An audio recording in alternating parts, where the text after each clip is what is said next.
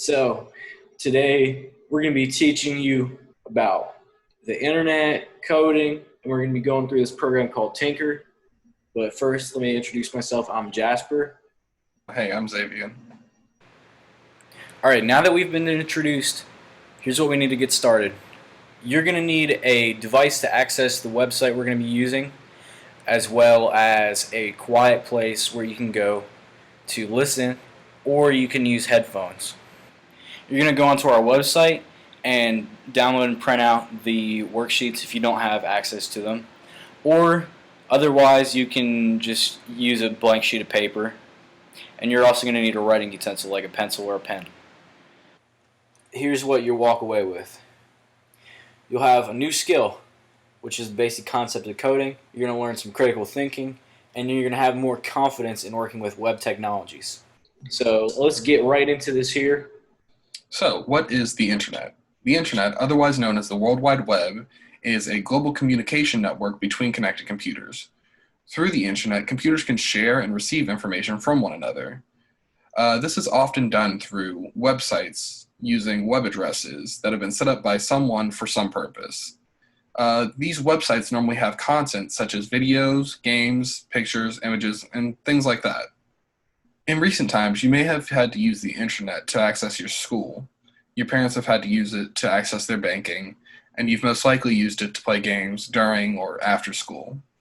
To be competitive in this day and age, businesses need to use the internet.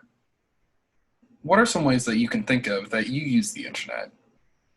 Going back to the first workshop, thinking of your neighborhood, what do you think you could help with or resolve using the internet? All these things can become possible through the use of code. We will be using the term code or coding a lot in this module, but what does code mean? Code is the language that computers use. Computer language is not the same as spoken language. It is more like a list of orders that are executed without any special interpretation. It will only do exactly what is asked. The list of orders written for a computer to execute is code. The creation of this list of orders is known as coding or programming. There are many different languages for different purposes, and this has evolved throughout the years. Just as a person would speak a language such as English or Spanish, a computer can speak languages such as HTML, JavaScript, and many others. In this workshop, we'll be using a website called Tinker. It's spelled Tynker. Has anyone heard of Tinker? Have you used Tinker before? If not, Tinker is a cool program that will help you learn the basics of computer logic through dragging and dropping sections of code like puzzle pieces. This understanding computer logic will allow you to grasp how computers work a little better, as well as perhaps giving you a foot up if you decide to look further into coding.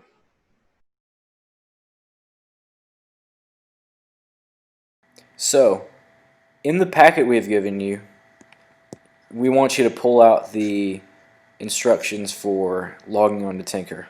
But along with that, we're going to walk you through the instructions. So here's how we get started with Tinker. Go to tynker.com. If you're in the Boys and Girls program, we've created accounts for you. So click the Get Signed In button, and then once this next screen pops up, you're going to click the Student button, and your user ID is your initials followed by 1234, like SD1234. And then your password will be your initials again, followed by 5678, like SD5678. If you're not in the Boys and Girls program, you can create an account for yourself. Click the Start for Free button, then click the Student button. To create an account for yourself, you'll need an email address. So if you have one, great. Once your account is created, you'll need to check your email account for an email from Tinker that will provide you with some steps to verify your account. If you don't have an email address, no problem.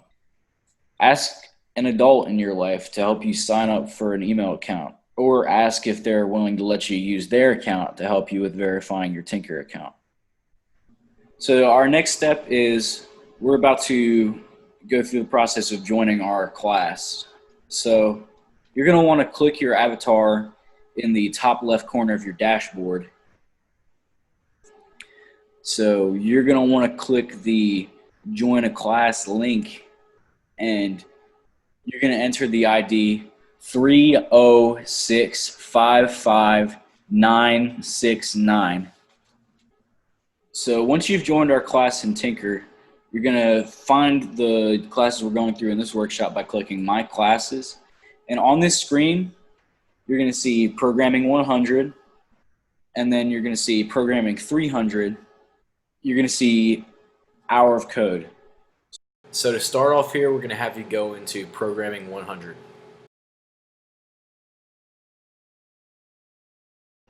In this first module, you'll get a basic understanding of coding and get to flex your creative abilities a bit.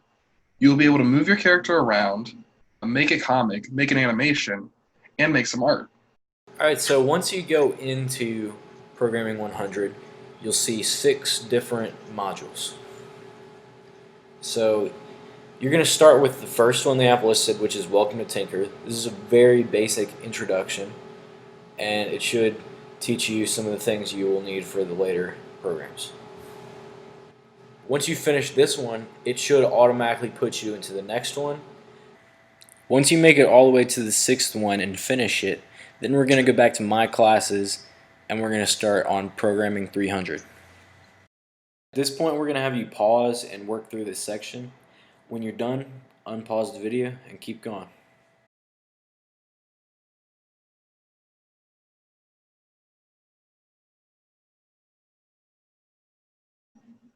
In this module, you'll start out by just moving a character around, and it'll steadily get more advanced. By the end of it, you'll have a basic understanding of JavaScript and Python, which will be very useful to you in the future. So once you get in here, you'll probably see something that's very similar to the last one. You got these 5 sections, and you're going to start with the first one. Now before you start here, let me just let you know that these are a bit more difficult. And so if you're having problems, that's okay. Like, you just got to keep working through it. The point here is to use what you've learned in the modules. So the same as the last one, once you finish the 5th one, you're going to go back to My Classes, then you're going to open up Hour of Code, and you're going to do Candy Quest. At this point, we're going to have you pause and work through this section. When you're done, unpause the video and keep going.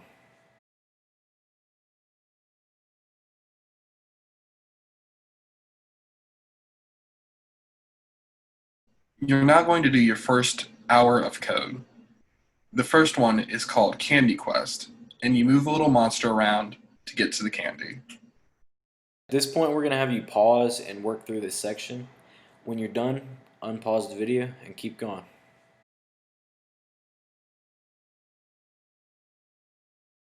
Okay, same as before. When you're done with this one, you are going to go back to My Classes. But now we're going to go back to Hour of Code again, and you have a bit more free reign to choose whatever you want to do.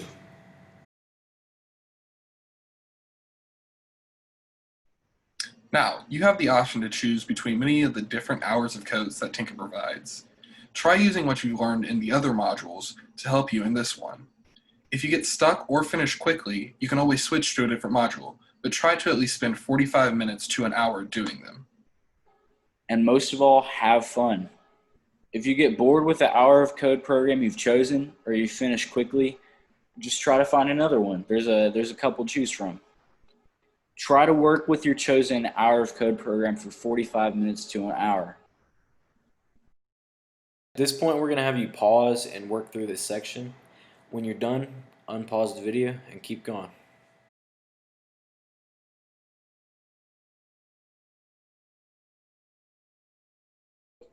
Now that you've finished up, we're going to want you to pull a sheet out of the packet that we have given you called Follow Up.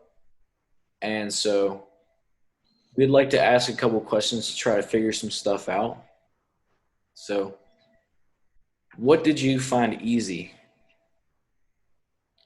What did you think was difficult? What parts of this did you enjoy? What parts did you not enjoy? And now, after finishing this, in your words, what do you think code is? Do you think this will be useful to you? And do you think that you can continue with coding in the future? So just take a minute, rack your brain, and try to figure out the answer to some of these questions.